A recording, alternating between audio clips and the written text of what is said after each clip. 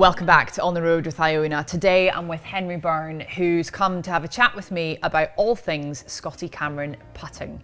And hopefully this piece of content is going to help you to understand more about how you can approach your own fitting and how you can approach all the options and selections that are out there when it comes to picking the right Scotty Cameron putter for you. So Henry, first of all, thank you very much for taking some time.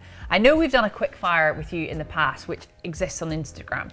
But today I wonder if you could go kind of broad top line how one would start their journey of picking a Scotty Cameron putter.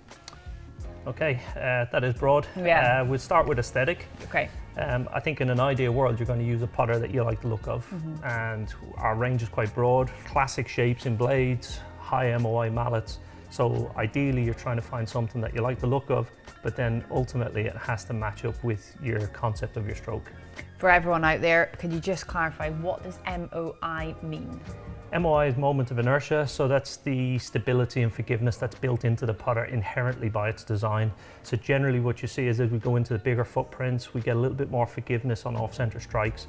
On off-center strikes, which happens even to the best players in the world, we're going to get some sort of twist in the putter, which can affect the energy that's transferred into the golf ball, but it's also going to have an impact on direction.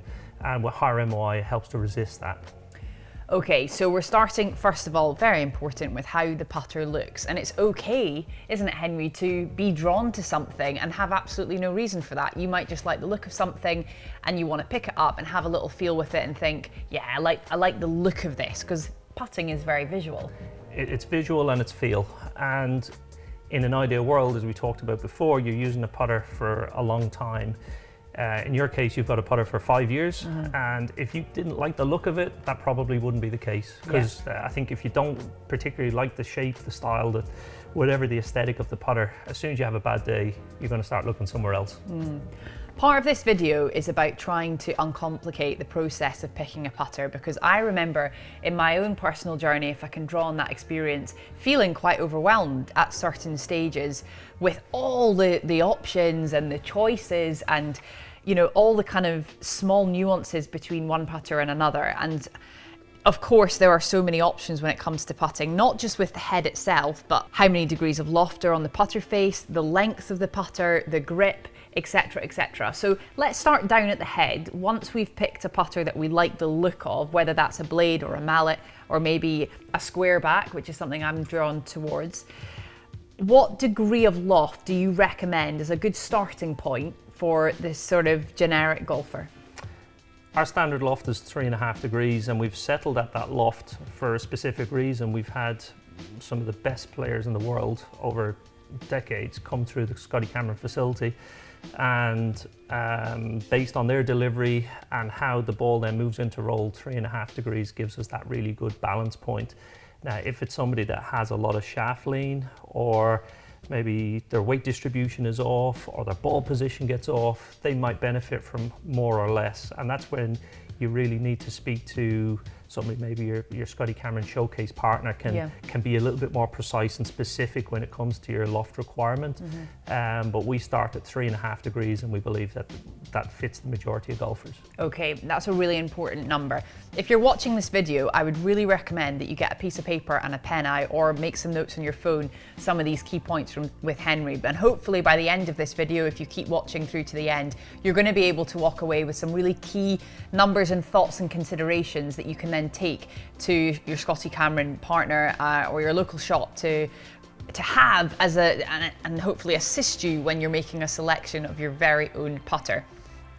So based on what Henry's just said there, if you're somebody that thinks and recognises that address, you maybe have a bit of a forward press in your putting setup, you might want to consider and get some further advice about the degrees of loft you have on the face of the putter. Similarly, and to give some examples of that in the professional game, you've got Phil Mickelson, of course, you have Jordan Spieth, we were talking about a little bit earlier. Give us an example, Henry, of a putter who might do the opposite and have a kind of, rather than shaft lean, they might go the other way. Yeah, we do encounter players like that as well, where the hands want to work back, and they're essentially adding loft to the putter. So your 3.5 degree putter might be 4.5, and that can hurt us in terms of the ball roll. There are some guys like Zach Johnson, won the Open Championship in St Andrews. And he's a guy that is renowned for setting up with his hands just back of 90. The key for him is that he retains that relationship between in his left wrist, it doesn't break down or it doesn't flip at the ball. So what he sets up with is static loft at address, he returns it back dynamically, whereas with weekend golfers it might be more difficult to do that. Right. Okay, so it's really important to have an awareness of how you set up to the ball. Are you someone who sets up very neutrally? Do you have a slight forward press, or perhaps you actually go the other way? So really important to check that. Something that I once heard, Henry, and I'd love it if you could either confirm or debunk this myth, is that during the winter, when the greens and the grass often become a little bit longer and the stimps become a bit slower, I once heard that it's helpful to have more loft on the putter, and perhaps you could change your address position or tweak your putter loft if you want to help the ball roll over the top of the grass. Is that true or not? More loft can certainly help. On DP World, we've got quite a few players that carry two putters. They've got a backup. The backup could be different loft to their gamer. For that reason, if they're playing on slower greens or grainy greens, we certainly would prefer to adjust the loft on the putter to optimize roll rather than changing your ball position or changing your address, because that can have knock-on effect onto your eye line and your ability to see straight along your ball to target line. Right. So would you recommend for the average weekend amateur golfer making any adjustments in the summer versus the winter to the degrees of loft that they have on the putter? I think there's definitely an element to that. If you've got access to a loft line machine at your facility, I know some players that will bring out their Newport 2 when they get onto fast greens in the summertime, and they feel a little bit more comfortable using a bigger mallet like a Phantom, which might have a little bit more head weight in the winter time. And by all means, then we could order the Phantom. If that's going to be your winter putter, you can use that with more loft and then have a little bit less then on your blade for the summertime. Okay, really good. I feel like we're covering some great ground here. I'm going to stick with the head because I'd like to now ask you some questions about the little weights that you often see in the toe and the heel of the putter. How do you select the correct weights for you, Henry? Again, the weights that we've selected or pre-selected have been we've come across that again from the massive database of players we've come through the facility, and we're always trying to hit a designated swing weight. So at 35 inches we have 10 gram weights, at 34 inches we got 15s, and at 33 we got 20s. Right. So as the putter's getting shorter, we're getting progressively heavier weights heel and toe, and that helps with stability as well, not just swing weight, but by having that weight focused heel and toe, it adds stability to the putter. Would you recommend players that play in a windy environment, let's say there's people out there watching that play a lot of links golf, perhaps you play your golf on the coast, would you recommend that they have a heavier putter? Not necessarily. Again, with golf being an individual sport, certainly some players might feel that a heavier putter can be less affected by the elements of the wind. But what we also need to consider is the players' individual tempo in which they swing the putter. Some people will walk fast, talk fast. Some people are very slow in their movements, and the putter needs to reflect that. It'd be a nightmare if I've got a very fast twitch player that does everything quick, and I ask him, all right, I need you to make a slow, rhythmical stroke. So the weight will have a bearing on that. So what we tend to do on tour is, if we're changing the length, we'll try to match up the swing weight. We can certainly, if we're on 10 gram weights, we can try with 15s, we can try with 5s, and see what bearing that has, both on the distance they achieve, but most importantly on the rhythm and tempo of the stroke. Why do some players add lead tape to their putter? On older models, that doesn't come with weight ports, so you don't have the ability to change it. If we go shorter, we need to add weight to the head to maintain the balance and the swing weight. So lead tape can help with that. If you want to try and see if there's a benefit from you adding weight to help you on slower greens, for example, or in windy conditions, lead tape is a good way of doing that. That's not permanent, so you can simply strip the tape back off and it's back to your original gamer. What's the difference between a putter face that has an insert versus one that doesn't? That's a good question, and I'm going to give you a slightly tricky answer, but it depends on what material that insert is. Okay. Yeah. So on your putter, for example, you've got a 303 stainless steel body and you've got a Tyrillium insert, which is a little bit softer material, which gives you a little bit softer sound, a little bit softer feel. But what's important for us and important to you as a golfer is that with Tyrillium, you're still getting that feedback across the face. So when we were hitting putts, you were able to identify, I've hit that one a little bit off the toe, or I've hit that one a little bit off the heel. If we go to a very soft material, that all gets masked and you can't feel it. So player feedback is really important to us. So if we've done putters with an insert or an inlay, we pay a lot of attention to what material is used there, because we do not want to reduce that feedback to the player. Right. If somebody's getting their very first Scotty Cameron, and let's just say for the purpose of this video, they've got a mid-handicap, somewhere in the 15 handicap to 18 range, what would you think is more suitable for them? Would you say a putter with an insert or without?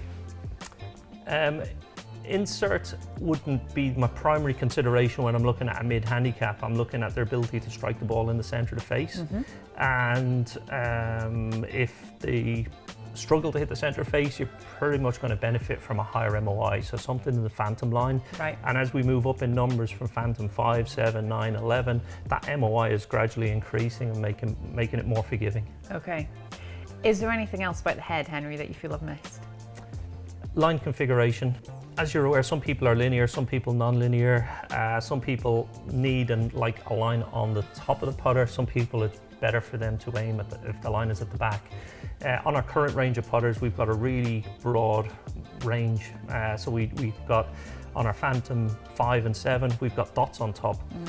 The reason for that is because some players can become obsessive with the line. They're trying to make sure you're super precise, and they get so intent on making the line square to their target line, they've actually forgotten about their speed or their target, and the instinct all goes away.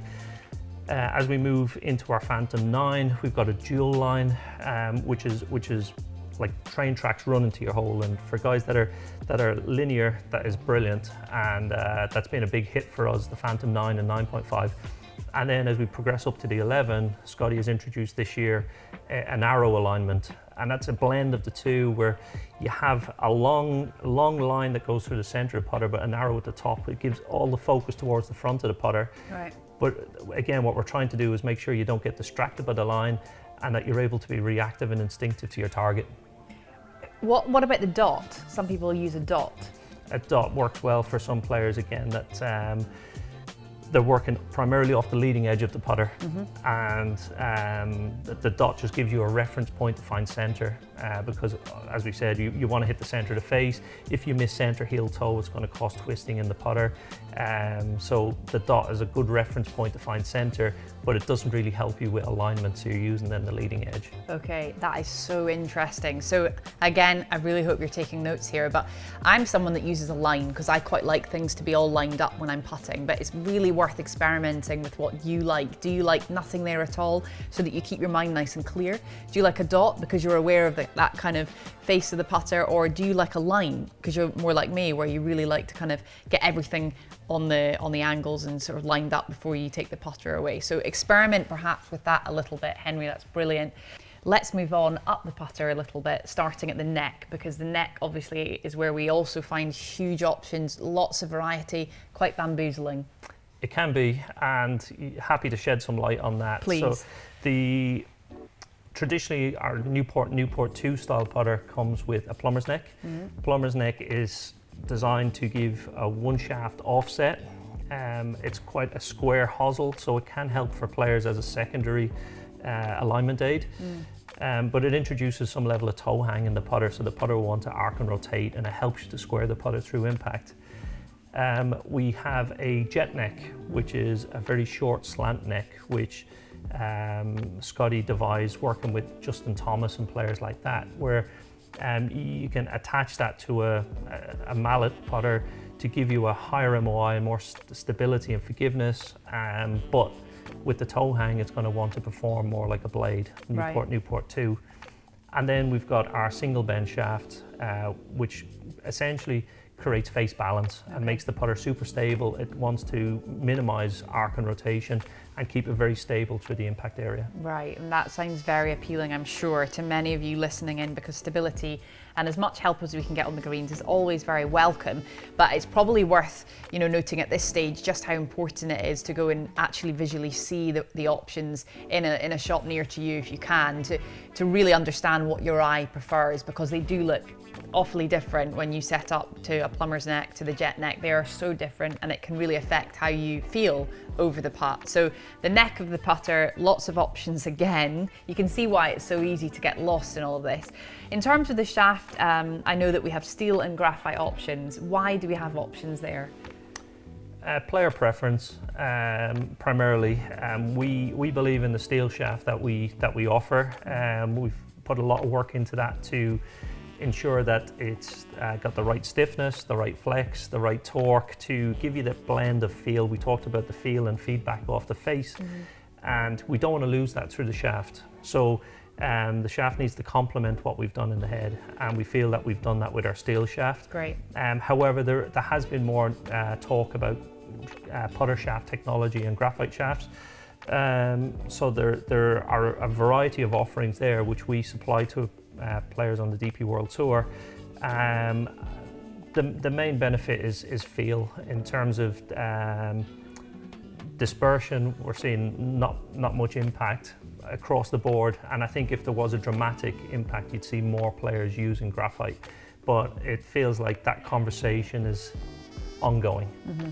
Okay, so that's something to consider with the shaft. Sounds like a really solid steel option is available. Now we can get to the grips, where again there is just a lot going on, plenty to choose from. Where would we start with a good putter grip? A good putter grip, you want it to complement your style of putting. So for somebody that is a handsy putter or wants to maximize feel, a thinner grip like our Pistolini Plus, which we offer on Newport 2, works extremely well. As you start to work up into mid mallets, we're then moving into Pistolero Plus, so it's getting a little bit thicker to give you a little bit more stability. We keep coming back to stability. And then when we move into the Phantom line, then we're into our full contact grip, which is essentially a mid-size grip, but it's a rubber compound, so even in wet conditions it doesn't get slippy in your hands, but it pads out the grip and quietens down the hands, which complements the stability that we've designed into the putter head. Right. I think that's really important, and the benefit of that type of grip as well is that we're using the best possible materials to design the putter head, the best processes. We've talked about maximizing feedback, and the grip needs to enhance that as well. Yeah, because this is the point where you actually connect with the club. It's your only contact. It is the only piece of contact. What sort of golfer uses a grip that has the flat face? Flat face on the front, it can be used for players. There's a variety of grips on tour at the moment, and I'm sure if you go to your local golf club and you go on the practice green, there's a variety of grips, how people hold a club across all golfers. So with the flat front, it works well for people that have any sort of a claw grip, or pencil grip, sharp edges to run the fingers along and give you that indication of working down your ball to target line. Right. Some people use a counterbalance in the top of their grip, which is something I experimented with for a very short period of time. Why do people do that, and what can the benefit be of a counterbalance in the top of the putter grip? Counterbalance is designed to control and stabilize the butt end of the putter, to essentially slow it down. You get some players that when they get to the top of the backswing, then they want to drive the handle at the target, and in doing so it becomes difficult to square the face. It becomes difficult to control your speed. So if we insert a counterweight, it could be 20 grams to 50 grams that you put in the butt section. It essentially quietens down the butt and allows the head to swing. So it's like, if you can visualize a belly putter when it was anchored, and some players had success with that, essentially the butt section stays very quiet. Wow. And counterbalance is like a watered down version of doing that within the rules of golf. That's really interesting. I didn't actually fully understand or appreciate why people do use a counterbalance. So perhaps it would be useful for players who feel they need a little bit more smoothness and calmness in their stroke. Absolutely, and it's for that reason we've re-released a couple of longer models on our range. So we have a Squareback 2 long, and we've got a Phantom 11 long, which are designed at 38 inches. They can be customized a little bit longer or shorter, but they've got weight in the shaft and in the grip that moves the balance point and makes them perform like a counterbalance putter. Really, really cool. I think this is the final question I have for you, Henry, and it's regards to the length of the overall putter. I have a 34-inch putter, I'm 5'7". What should people go for in terms of the length of a putter? Length of the putter is essential in terms of controlling the athleticism of your setup, your posture, your eye line. The eye line then can dictate the arc and path of your stroke. So that's one of our first reference points. We're always trying to get the length correct. You're trying to get the eyes over the neck of the putter, or between the golf ball and the neck. And while in an athletic position with pretty straight lines, you're trying to get in a situation where the spine angle is relatively straight, and that allows the spine to work around that fixed point. If we get too short in length, it can get slouched over it, and the stroke can become very handsy. If we get too long in the putter, it pushes us too far away from the golf ball, and then the arc becomes too aggressive and becomes difficult to square the face. Right, there you have it. Henry, thank you so much. Really hope you've enjoyed this quick fast fire video with Henry, who spends a lot of time out on tour with some of the very best putters in the world. So Henry, huge thanks for your time. If you've enjoyed this video, please subscribe to see more. Leave a comment below any further questions that maybe we've missed that we can cover next time around that we come back to see Henry here at the Scotty Cameron Putting Barn. Thank you so much. See you next time.